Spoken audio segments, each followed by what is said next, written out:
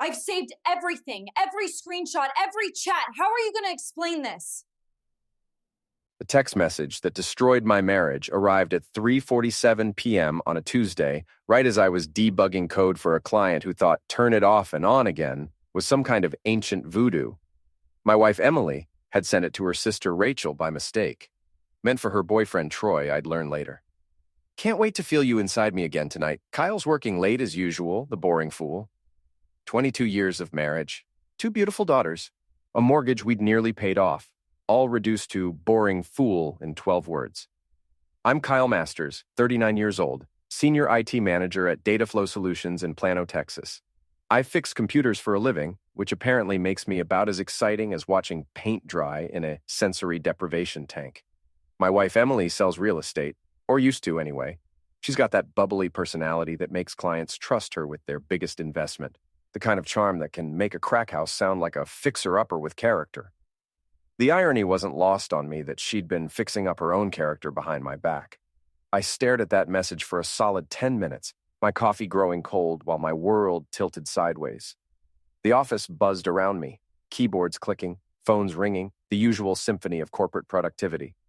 But all I could hear was the sound of my life imploding in high definition. Emily had always been the social butterfly in our relationship.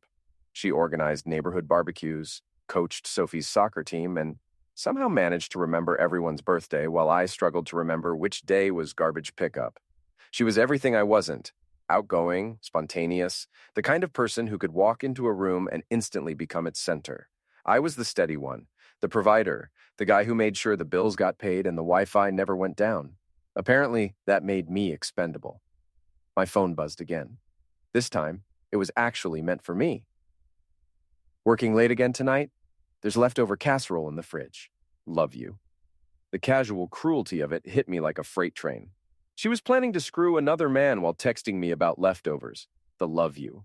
Felt like salt in a wound I didn't even know I had yet. I called my buddy Derek, the only guy I trusted completely. We'd been friends since college, back when he was studying criminal justice and I was buried in computer science textbooks. Now he ran a small private investigation firm, mostly handling insurance fraud and cheating spouses. The irony of that specialization was about to become very relevant. Kyle? What's up, man? You sound like someone just told you Santa Claus was a registered sex offender. Derek, I need to ask you something, and I need you to be straight with me. Always am. What's going on? I read him the text message, my voice cracking slightly on boring fool. The silence stretched for about 15 seconds before Derek let out a low whistle. Crap, Kyle. I'm sorry, man. How long do you think this has been going on? I have no idea. Could be weeks, could be months, maybe years. The thought made my stomach churn. What do I do? First thing, don't confront her yet. You need more information. Screenshots of everything, financial records, anything that might be relevant if this goes to divorce court. And Kyle? Yeah? Document everything from here on out. Times, dates, conversations. Trust me on this. I spent the rest of the afternoon in a haze, mechanically responding to emails and fixing server issues while my brain processed this new reality. Every memory from the past few months took on a sinister new meaning. Emily's sudden interest in working out, the new lingerie I'd assumed was for my benefit. The girls' nights out that seemed to happen more and more frequently. The late nights when she'd come home smelling like cologne that definitely wasn't mine. How could I have been so blind? At 6:30, I drove home through the familiar streets of our subdivision, past the manicured lawns and cookie-cutter houses that had once represented everything I'd worked for. The American dream, complete with a 2-car garage and a white picket fence. Now it felt like a movie set, all facade with nothing but emptiness behind it. Emily's BMW was in the driveway, which meant she was home early for once. I found her in the kitchen, stirring something on the stove while humming along to a playlist on her phone. She looked beautiful, as always, shoulder-length blonde hair pulled back in a ponytail, wearing yoga pants that showed off the results of all that recent gym time. Hey, honey. She turned and gave me a bright smile, the same smile that had made me fall in love with her in college. You're home early. I was just making dinner for the girls. Where are Sophie and Emma? Soccer practice. Rachel's picking them up afterward and taking them to McDonald's. Girls' night, you know? Rachel, Emily's younger sister, the one who'd received that text by mistake. I wondered if she knew about Troy, if she was covering for Emily. The thought made my jaw clench. So it's just us tonight? Emily's smile took on a different quality, something I might have interpreted as seductive if I didn't know better. Actually, I was thinking of going out with Kim and the girls. Decompress a little. This market has been absolutely brutal. Kim Rodriguez was Emily's best friend and fellow real estate agent, a woman who treated gossip like an Olympic sport. If anyone would know about Emily's extracurricular activities, it would be Kim. Sure, I said, forcing my voice to stay level. Have fun. She seemed surprised by my easy agreement. Usually, I'd at least make a token protest about her going out on a school night. Really? You don't mind? Why would I mind? You work hard. You deserve to blow off some steam. The lie tasted bitter in my mouth, but I needed to play this smart. Derek was right. Information first, confrontation later. Emily left around 8 after the girls got home, and we'd all pretended to be a normal, happy family for an hour. I helped Sophie with her math homework while Emma practiced piano, the domestic routine feeling surreal under the circumstances. These were the moments I'd always treasured, just being dad, helping my kids navigate their small problems and celebrate their victories. Now I wondered how much longer I'd have them. After the girls went to bed, I did what any self-respecting IT professional would do. I hacked my wife's digital life. Emily had always been careless with passwords, using variations of the same few phrases for everything. Our anniversary date, the girls' birthdays, our old address. She cycled through them like a greatest hits album. Within an hour, I had access to her email, social media accounts, and cloud storage. What I found there made that first text message look like a love letter. The affair had been going on for 8 months. Troy Baxter, 34, owned a small construction company and drove a red Camaro that he probably thought made him look like a badass instead of a midlife crisis cliché. He had the kind of rugged good looks that came from working with his hands, complete with the obligatory tribal tattoo peeking out from under his shirt sleeves. Their text conversations read like a bad romance novel written by someone who'd learned about Zex from Internet Adult Movie. But between the crude descriptions of what they wanted to do to each other, I found something far more damaging, detailed discussions about me. Kyle's so predictable, Emily had written. Home by 6:30 every night, in bed by 10:30. He hasn't surprised me in years. When are you going to tell him? Troy had responded. Soon. I just need to figure out the timing. The girls are going to be devastated. They'll adjust. Kids are resilient. The casual dismissal of my daughter's feelings hit me harder than all the sexual details combined. These weren't just two adults having an affair. They were planning to blow up my family and didn't seem to care about the collateral damage. I kept digging. Emily had been using our joint credit card to pay for hotel rooms, dinners, and gifts for Troy. Hundreds of dollars every month, money I'd assumed was going toward legitimate business expenses or girls' nights out. She'd even bought him a watch for his birthday, a $1,500 Tag Heuer that cost more than I'd spent on myself in the past 5 years. But the real gut punch came when I found the photos. Emily had always been conservative about that kind of thing during our marriage. She'd never wanted to take intimate photos, saying she was too self-conscious about her body after having kids. Apparently, that hesitation didn't extend to Troy. There were dozens of explicit images, some taken in our bedroom while I was at work. I closed the laptop and walked to the bathroom, where I promptly threw up everything I had eaten that day. When Emily came home around midnight, I pretended to be asleep. She slipped into bed beside me, smelling like wine and that same cologne I'd been noticing for months. I lay there in the dark, listening to her breathe, wondering how many times she'd done this, come home from being with him and climbed into bed next to me like nothing had happened. The next morning, I called in sick to work and drove to Derek's office. "You look like hell," he said, pouring me a cup of coffee that could have stripped paint. "What did you find?" I told him everything, showing him printouts of the most damaging messages and financial records. Derek listened without interruption, his expression growing darker with each revelation. "This is good," he said finally. "Good? Derek, my wife is planning to leave me for some construction worker with a tribal tattoo and a sports car. How is any of this good? It's good because she's been sloppy, really sloppy, using joint accounts to fund the affair, discussing it in writing, taking photos in your house. This is a divorce attorney's dream scenario." He leaned back in his chair, studying the papers I'd brought. "The question is, what do you want to do about it? You could confront her now, file for divorce, and probably get a pretty favorable settlement. Or what? or we could dig deeper. Find out exactly how far this goes, who else knows about it, what their long-term plans are. Knowledge is power, Kyle. The more you have, the better position you'll be in when this all comes out.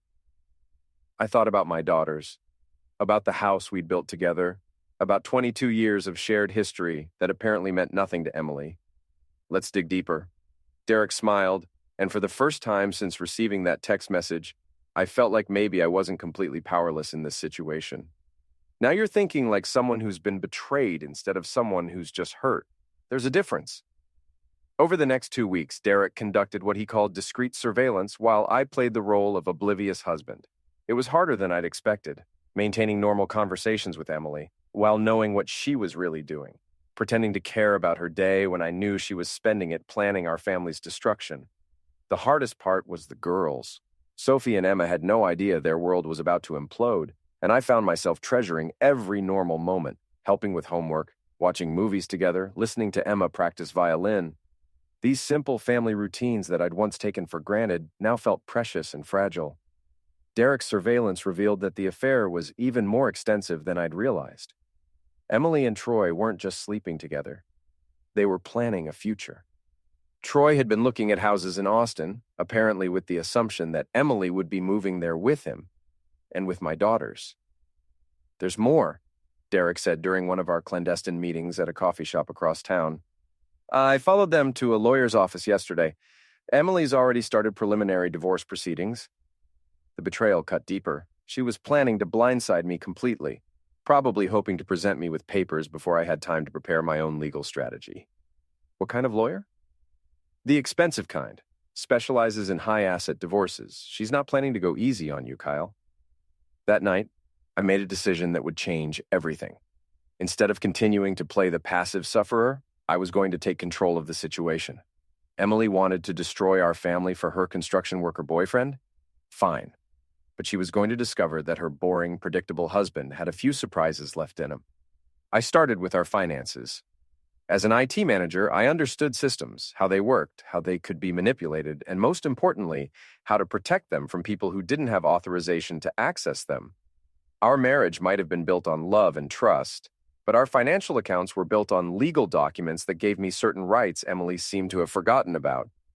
I spent the weekend reorganizing our assets while Emily was at what she claimed was a real estate conference in Dallas. In reality, Derek confirmed she was holed up at the Omni with Troy, probably planning their future while charging room service to our joint credit card. The irony was delicious. I moved our savings into an account that required both signatures for withdrawals, documented every expense Emily had charged to our joint cards over the past 8 months, and quietly consulted with 3 different divorce attorneys to understand my options. By Sunday night, I had a comprehensive picture of our financial situation and a clear strategy for protecting my interests. More importantly, I had a plan for protecting my daughters. Emily came home Sunday evening with that post-affair glow that I'd been misinterpreting as work satisfaction for months. She seemed relaxed, happy, completely oblivious to the fact that her carefully constructed deception was about to collapse around her. "How was the conference?" I asked, not looking up from my laptop. "Oh, you know how these things are. Lots of networking, boring seminars about market trends. But I think I made some good connections." "I'll bet you did," I thought. "The girls missed you. Sophie has a science project due tomorrow that she could use help with." Emily's face fell slightly. In her eagerness to spend the weekend with Troy, she'd forgotten about our daughter's assignment. "Of course. Let me just get changed, and I'll help her with it." As she headed upstairs, I felt a strange sense of calm settling over me. For 2 weeks, I'd been reactive, scrambling to understand what was happening to my life. Now I was moving into familiar territory. Problem identification, solution development, implementation. It was just another system that needed debugging. The problem was Emily's betrayal. The solution was going to require careful planning and perfect execution. That night, after everyone was asleep, I implemented phase 1 of my plan. Using skills I developed over 20 years in IT security, I installed monitoring software on Emily's phone and laptop. Nothing illegal, just parental control software that I technically had the right to install on devices connected to our family plan and home network. If Emily wanted to destroy our family, she was going to do it under full surveillance. The next few days revealed the true scope of her deception. Emily wasn't just planning to leave me, she was planning to take everything she could get her hands on. Her text conversations with Troy revealed discussions about selling the house, splitting the proceeds, and moving to Austin, where Troy had been offered a lucrative construction contract. Kyle won't fight it, she'd texted him. He's too passive. He'll probably just be relieved that he doesn't have to deal with my high maintenance anymore. That particular message made me laugh out loud, startling my coworker Janet, who was trying to explain why her computer kept freezing every time she opened more than 3 browser windows. Sorry, I told her. Just remembered a funny joke. High maintenance. Emily thought I'd consider her high maintenance, when the truth was I'd spent our entire marriage trying to make her happy, trying to be the husband she deserved. I'd worked overtime to pay for her BMW, taken on extra projects to fund her shopping trips, and never complained when she spent entire weekends with her friends instead of our family. Passive. That stung because it was partially true. I had been passive, accepting her explanations without question, trusting her completely even when the evidence suggested I shouldn't. But Emily was about to learn the difference between passive and strategic. The breakthrough came on Thursday night. Emily had gone to what she claimed was a client dinner, but Derek's surveillance showed her at Troy's apartment. While she was there, she called her sister Rachel to discuss the Kyle situation. I listened to the entire conversation through the monitoring app. "I'm going to tell him this weekend," Emily said. "I can't keep living this lie." "Are you sure you want to do it that way?" Rachel asked. "Maybe you should just file the papers first, get your ducks in a row. Troy thinks I should be honest with him. Give him a chance to process it before we make it legal. Troy doesn't know Kyle like we do. Kyle's going to be devastated. He's going to try to talk you out of it." "Let him try. My mind's made up. I deserve to be happy, Rachel. I've spent 22 years being the perfect suburban wife, and for what? So Kyle can take me for granted while he plays with his computers? The casual dismissal of our entire marriage, the reduction of everything we'd built together to playing with computers, crystallized something inside me. Emily didn't just want out of our marriage. She wanted to rewrite history, to make me the villain in her story so she could feel better about destroying our family. That wasn't going to happen. I called Derek immediately. "Change of plans," I said. "I'm not waiting for her to blindside me this weekend. We're going to blindside her first." "What did you have in mind?" "Emily wants to be honest with me? Perfect. I'm going to give her the opportunity to be completely honest. About everything." Friday morning, I took another sick day and spent it preparing for what Derek had started calling the confrontation. I printed out every incriminating text message, every hotel receipt, every photo Emily had sent to Troy. I organized financial records showing exactly how much of our money she'd spent on her affair. I prepared a timeline of her deceptions, complete with dates, times, and locations. Most importantly, I prepared myself emotionally for the end of my marriage. That evening, I sent the girls to spend the night at my parents' house, telling them I wanted to plan a surprise for their mother. It wasn't entirely a lie. Emily was definitely going to be surprised. When Emily came home from work, she found me sitting at our kitchen table with a bottle of wine and 2 glasses surrounded by neatly organized stacks of papers. "This is nice," she said, seeming genuinely pleased. "What's the occasion?" "I thought we should talk," I said, pouring wine into both glasses. "Really talk. About us, about our marriage, about where we go from here." Emily sat down across from me, and for a moment she looked like the woman I'd fallen in love with 22 years ago. Young, beautiful, full of possibilities. It made what I was about to do even harder.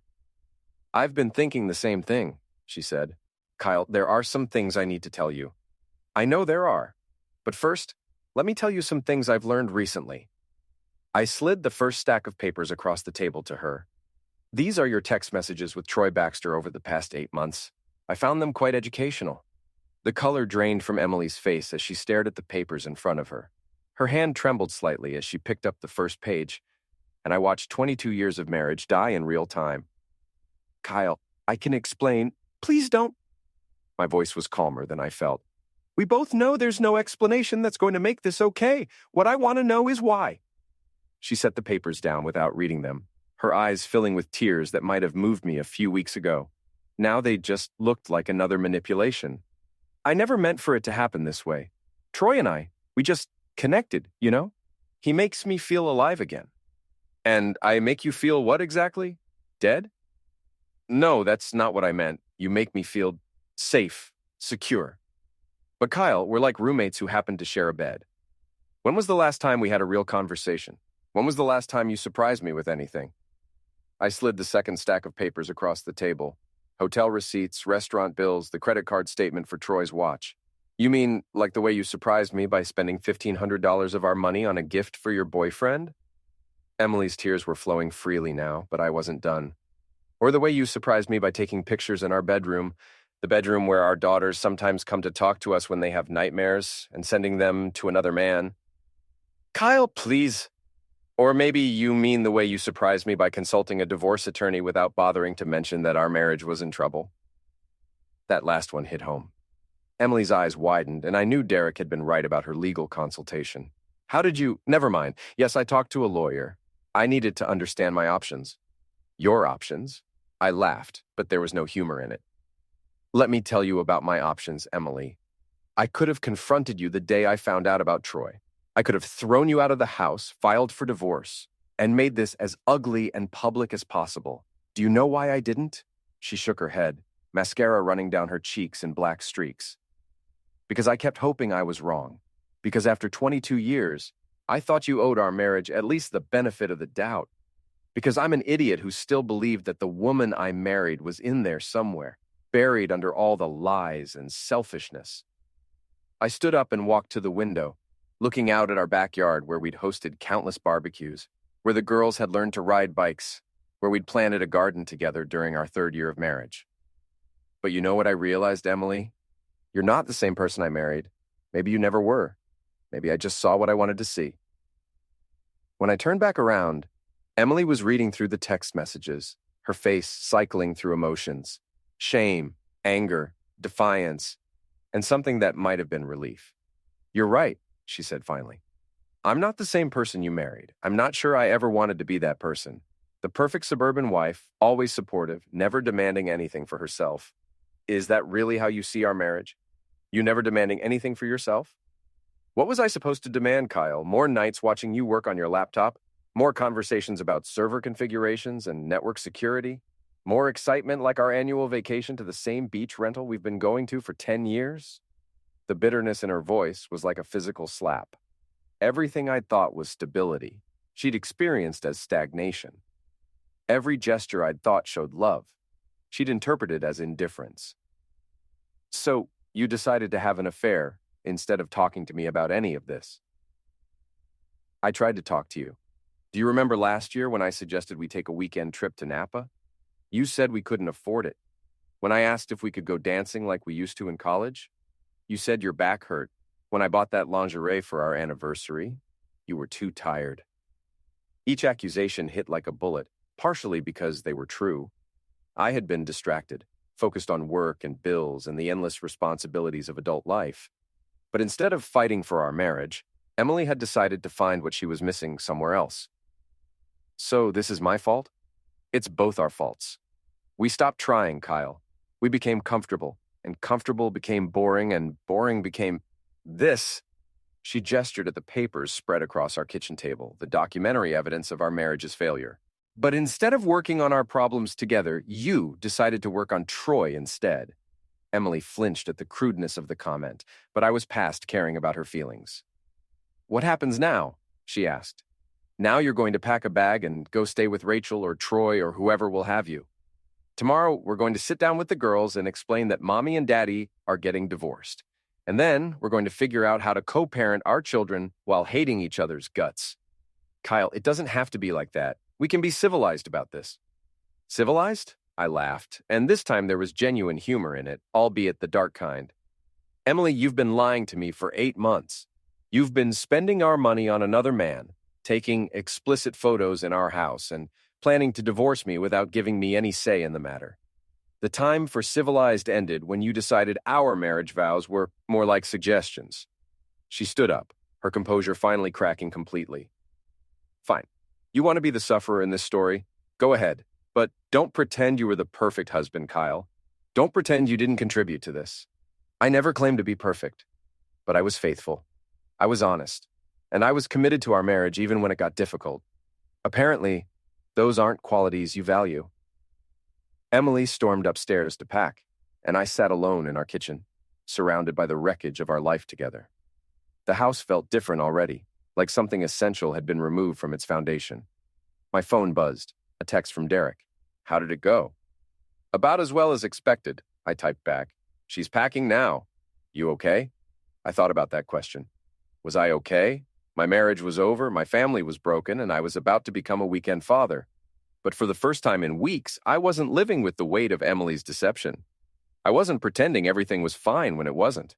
I wasn't passive anymore. I will be, I replied.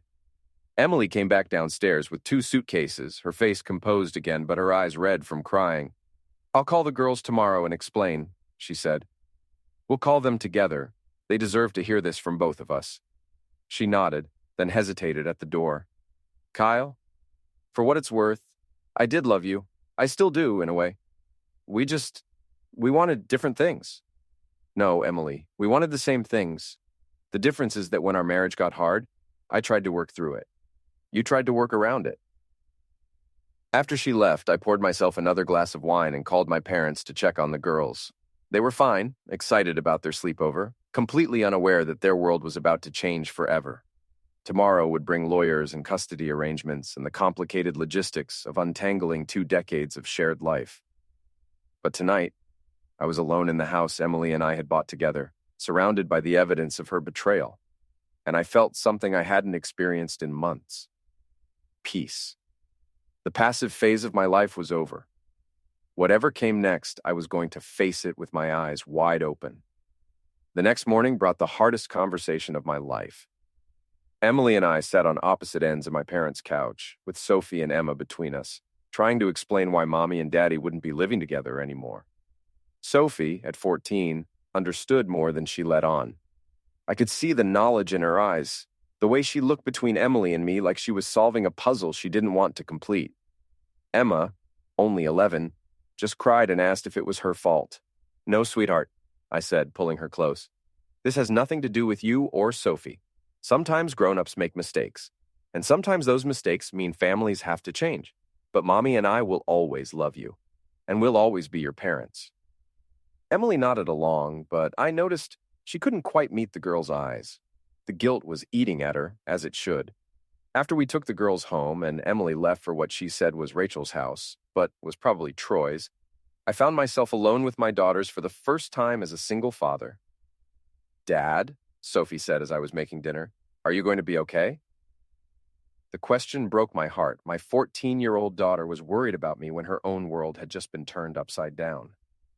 I'm going to be fine, honey. We all are. It's going to be different, but different doesn't have to be bad. Is Mom dating someone else? The directness of the question caught me off guard. I'd underestimated how much Sophie had picked up on.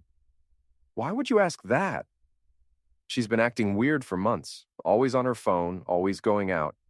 And she bought new clothes and started wearing different perfume. Sophie shrugged. I'm not stupid, Dad. I sat down next to her at the kitchen counter, trying to figure out how much truth a 14-year-old could handle. Your mom and I grew apart, Sophie. We wanted different things from life, and instead of working through it together, we made some bad choices. She cheated on you. It wasn't a question. Sophie, it's okay, Dad. I mean, it's not okay, but I'm not a little kid. I can handle the truth. I looked at my daughter, really looked at her, and realized she was right. She wasn't a little kid anymore. She was growing into a young woman who deserved honesty from the adults in her life.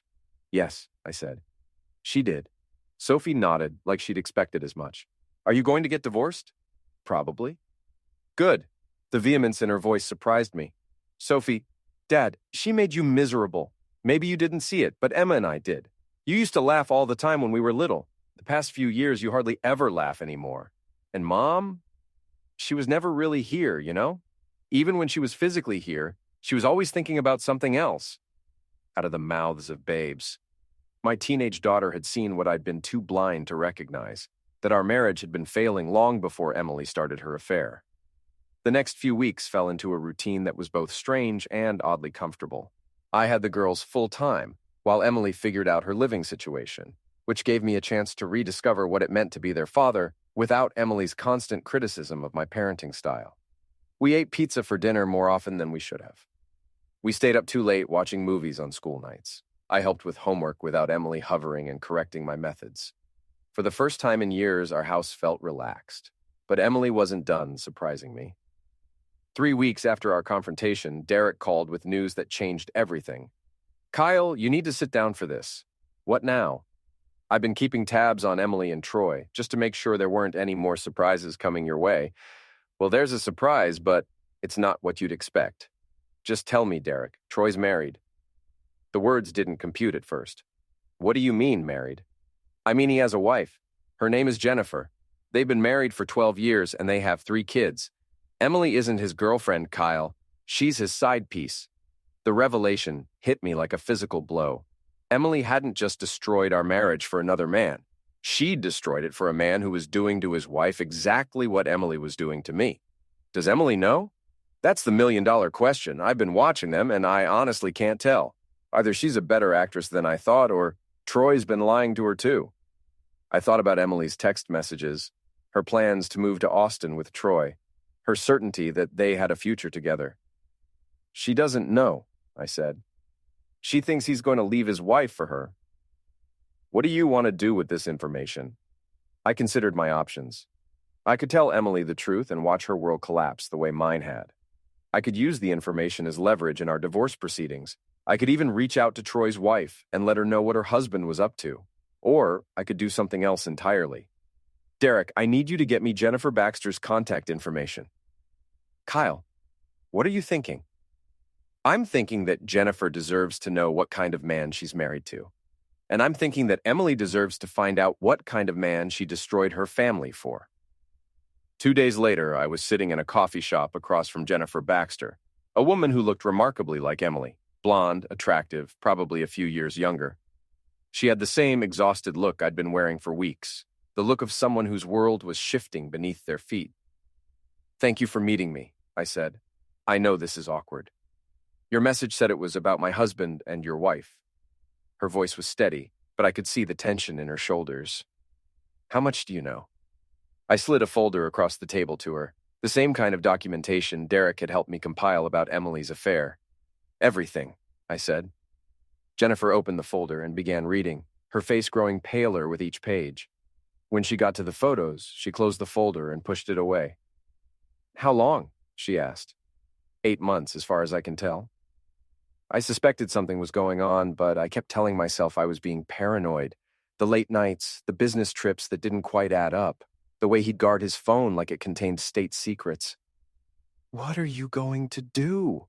Jennifer laughed, but it was the same bitter sound I'd been making lately. "I have no idea.